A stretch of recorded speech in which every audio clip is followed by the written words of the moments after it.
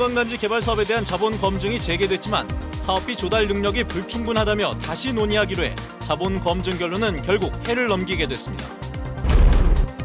원희룡 지사가 기초자치단체 부활을 포함한 모든 가능성을 열어놓고 내년 안에 행정체제 개편안 처리를 마무리 짓겠다고 밝혔습니다.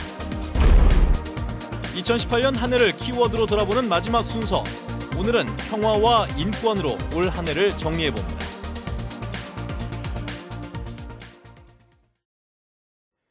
여러분 안녕하십니까. 뉴스데스크 제주를 시작하겠습니다. 오라 관광단지 개발 사업에 대한 자본 검증이 9개월 만에 재개가 됐는데요. 검증위원회가 자본 조달 능력에 대한 입증이 불충분하다며 재논의하기로 하면서 자본 검증에 대한 결론은 결국 해를 넘기게 됐습니다. 박주영 기자의 보도입니다. 지방선거 등으로 연기됐다 9개월 만에 재개된 오라 관광단지 개발 사업에 대한 자본검증.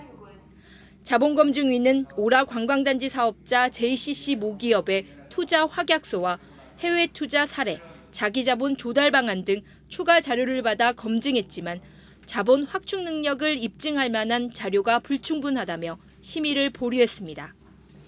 추가로 제출된 자료가 예정과 다르지 않고 중국의 외화 반출 규제에 대한 대응책도 미흡하다는 겁니다. 결국 자본검증위는 내년 6월 말까지 총 사업비에서 분양 수입을 뺀 금액의 10%인 3,373억 원을 제주도가 지정하는 계좌에 입금하라고 요청했습니다. JC 측에서도 충분히 추가로 자료 제출이나 이런 것들에 있어서 좀 소명되지 못한 부분들, 위원들이 이해하지 못한 부분들이 있었어요. 그 부분을 저희가 요청을 드리고 JCC 측은 자본검증위원회의 결과를 내부적으로 검토한 뒤 추후에 공식 입장을 내겠다고 밝혔습니다. 제주도는 사업자 측에 자본검증위 회의 결과를 통보하고 요청 사항이 충족될 경우 다시 자본검증 회의를 개최하겠다고 밝혔습니다. 하지만 중국 정부가 외화 반출을 규제하는 상황에서 국영기업인 JCC 모기업이 3천억 원을 입금할지는 불투명해 보입니다. MBC 뉴스 박주연입니다. 제주공항 입구에 남북 고가차도 대신 동서방면으로 지하차도를 건설하는 방안이 추진됩니다. 제주시에 따르면 공항 개발 사업 허가권자인 제주지방항공청이 자문회의를 개최한 결과 공항 입구 교통 혼잡을 해소하기 위해 추진 중인 입체 교차로 건설을 남북 고가차도 대신 지하차도로 조정하는 방안이 제시됐습니다. 이에 따라 제주시는 국토부에 제출한 남북 고가차도 건설 계획에 대한 변경 승인을 요청했고 최종안은 다음 달 확정될 예정입니다. 10년째 지지부진한 행정체제 개편 논의가 속도를 낼 것으로 보입니다. 원희룡 지사가 오늘 기초의회 부활 등의 모든 가능성을 열고 내년 안에 행정체제 개편안 처리를 마무리 짓겠다고 밝혔습니다. 홍수연 기자의 보도입니다. 도의회에서 행정시장 직선제 동의안이 심사 보류되면서 또다시 해를 넘기게 된 행정체제 개편안. 원 지사는 행정체제 개편에 대한 의견 수렴을 내년 상반기 내에 진행하고 하반기에 국회 처리가 가능하도록 해 내년에 마무리 짓겠다고 밝혔습니다. 개편 방식은 기초의회 부활, 읍면동 독립제 등 모든 가능성을 열어 도민이 결정하도록 할 방침입니다. 모두가 함께 의사결정을 해나가는 그런 과정을 밟아야 될 거라는 거고요.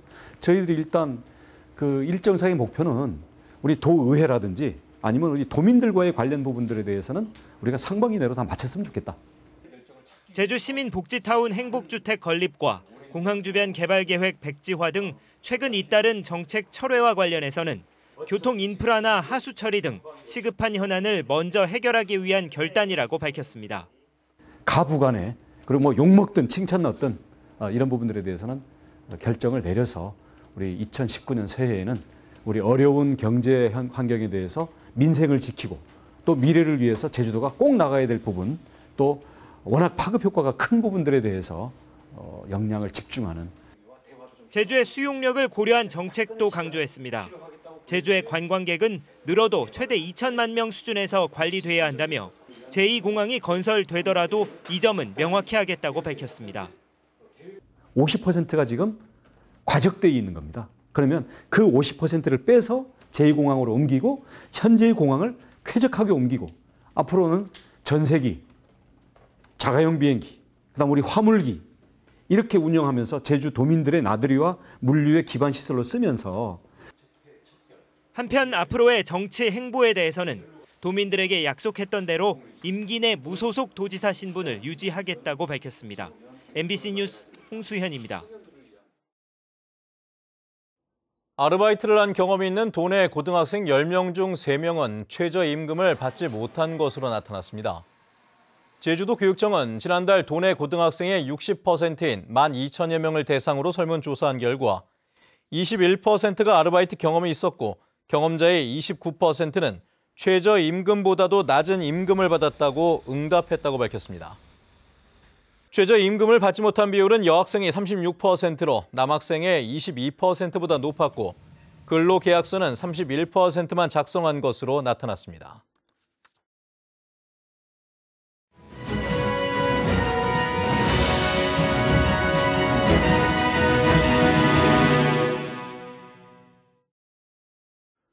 네, 2018년 올 한 해를 키워드로 돌아보는 기획뉴스. 오늘 마지막 순서로 평화와 인권으로 한 해를 돌아보도록 하겠습니다. 올해는 4.3 70주년을 계기로 제주 4.3을 전국에 알리는 계기가 됐고 예멘 난민과 또 갑질 교수를 둘러싼 논란도 올 한 해를 뜨겁게 달궜던 이슈였습니다. 김찬년 기자가 정리를 해드리겠습니다. 70주년을 맞아 전국화에 시동을 건 제주 4.3. 미국의 책임을 묻는 서명운동과 문화제가 전국에서 개최됐고 추념식에는 대통령이 직접 참석해 4.3의 완전한 해결을 약속했습니다. 4.3의 진상규명과 명예회복이 중단되거나 후퇴하는 일은 없을 것입니다.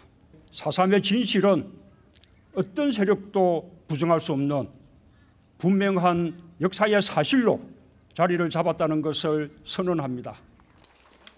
4.3 수용인들은 70년 만에 정식 재판을 받았습니다.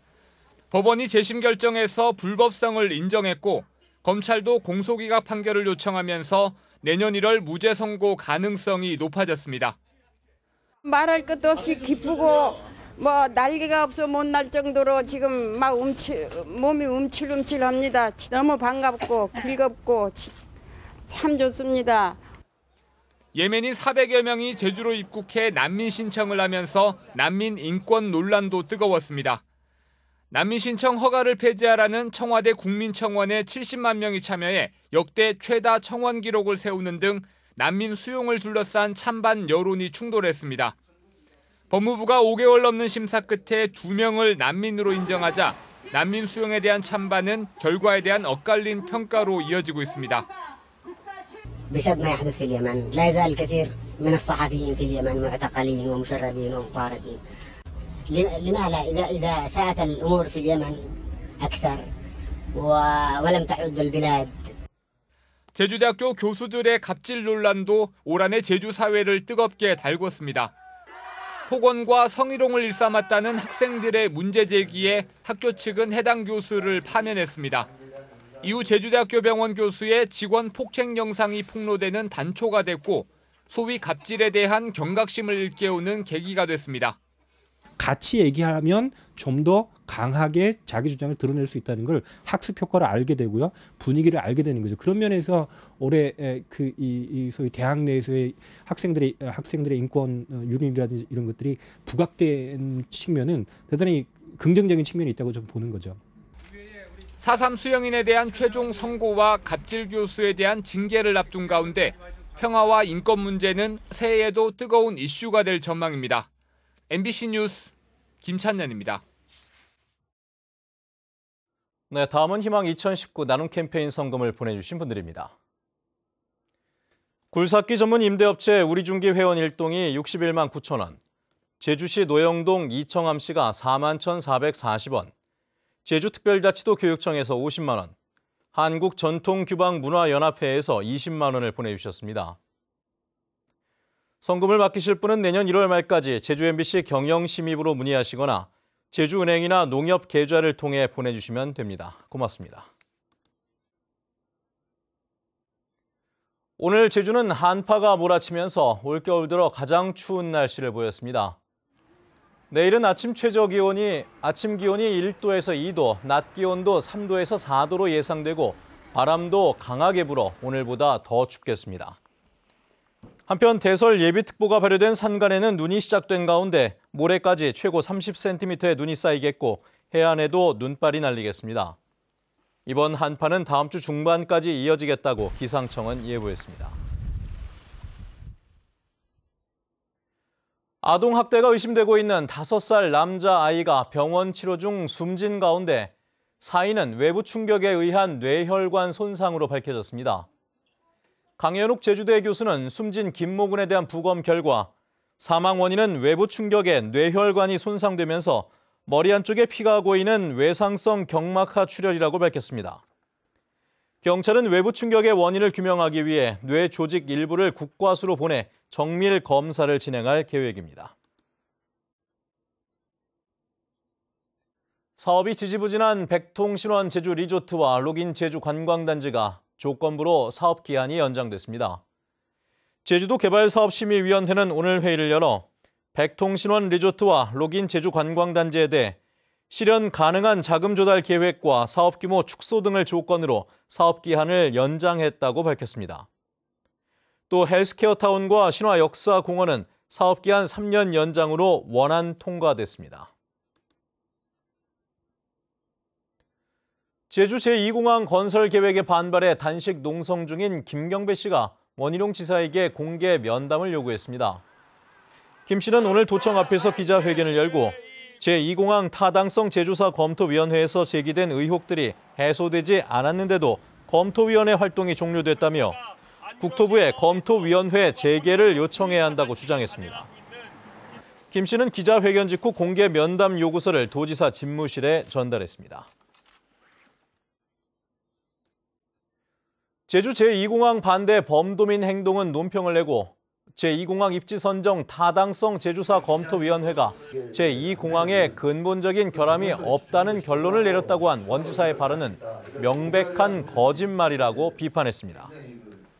이들은 검토위가 제기한 제2공항 입지 선정 과정의 의혹들이 해소되지 못한 상태에서 국토부가 검토위 활동 기한을 일방적으로 종료한 것인데도 원지사가 이같이 발언한 것은 매우 경솔하고 부적절하다고 주장했습니다.